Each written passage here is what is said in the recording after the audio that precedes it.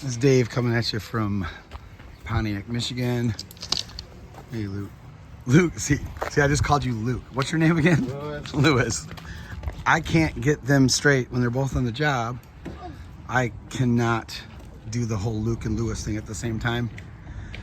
When I need them together, we call them Luquis because it's both their names at the same time. Anyways, I'm just doing a quick video while this is exposed, kind of for my channel, but more in case like we're trying to get this done, and we want to make sure that we're documenting things for the city too, because even though they can inspect this once it's built, I'd rather show them while it's kind of open. We did a lot of lag bolts in between on the top because this is kind of weird. This ledger board on this deck falls halfway on the cement and halfway on the wood of the house. So we're doing lag bolts in the top. That wouldn't be strong enough because all that weight of the deck with the people walking on it and the snow, it could potentially cause a split on the top.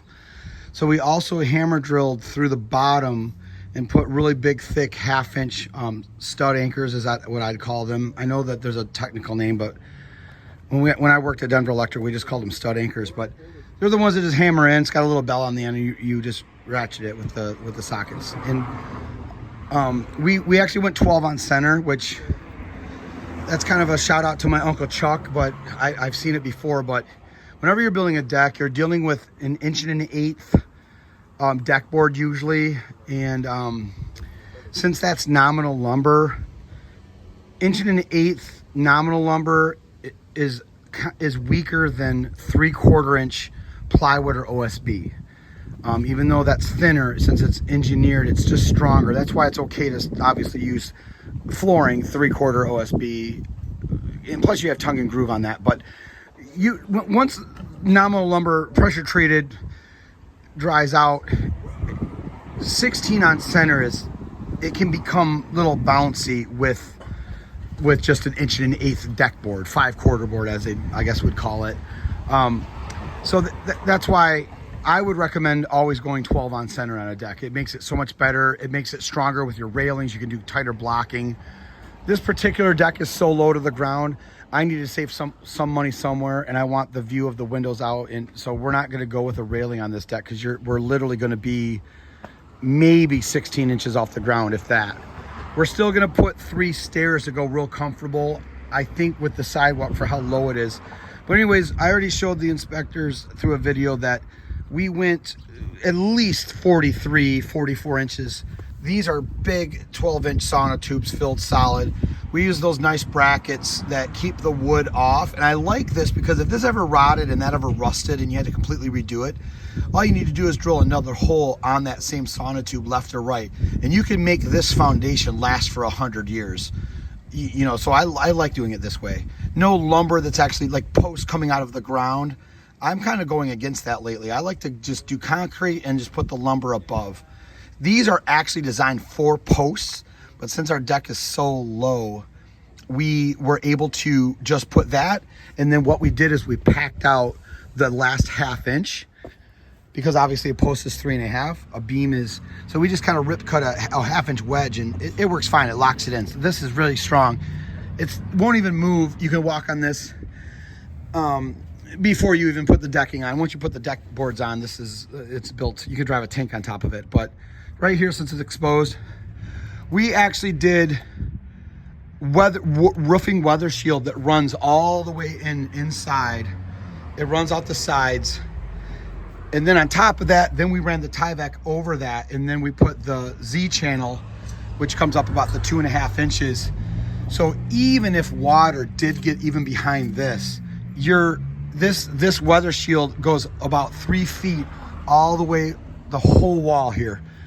This is a north wall. It will never see sunlight very often, except for maybe 2-3 hours in the morning. And water tends to just like to linger around on north walls. And this whole wall was completely rotted. So this will make it to where that will never happen again. Another thing that I might point out to some people is I've seen a lot of decks that they like the idea that you don't have a step coming from the threshold down.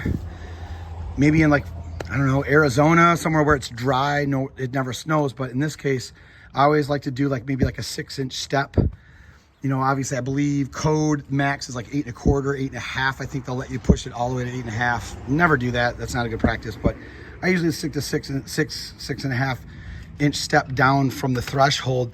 That way, if it does snow, we get snow anywhere from, you know, a couple inches of snow all the way to 18 inches. But in most cases, Michigan, a good snow is like 4 inches, 6 inches. So that kind of keeps that off of getting up into this stuff and starting to get down in here and stuff. You know, you want to kind of keep it like, just put a step there. It's nicer. And then what that did is and I was thinking in terms of not having to put a railing here now. Now, when I do these 3 steps, I think I'm still going to put a railing here, but it's going to be more of an independent rail. I'm not going to get fancy with this. It's going to still look nice, but yeah, we've taken this house a long way.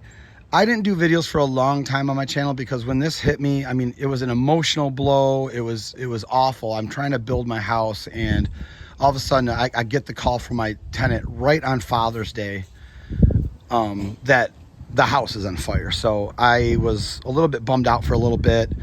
But then, you know, you got to get over the pity party and get on with it. You know, you can only, we're all human, so we're going to have those days. But here we go. There's the crew.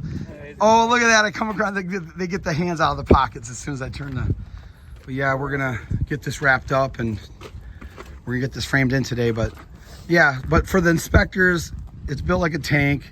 We've got all these down at like 44 inches, way below the frost line.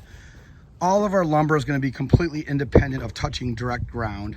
Unfortunately, there is like a trenching involved. It's just, there's no way to build this right without digging down, and it's just so low and the driveway slopes up. So, you know, that's kind of how we have to do it. But those posts are smaller. We just figured that we don't have to go that big with the 12 inch, and we just did 2 smaller ones there. But it's well supported, and just wanted to do an update so people can know what we're doing, and I have some type of documentation in case like a building inspector challenges me. But anyways, this is Dave signing off.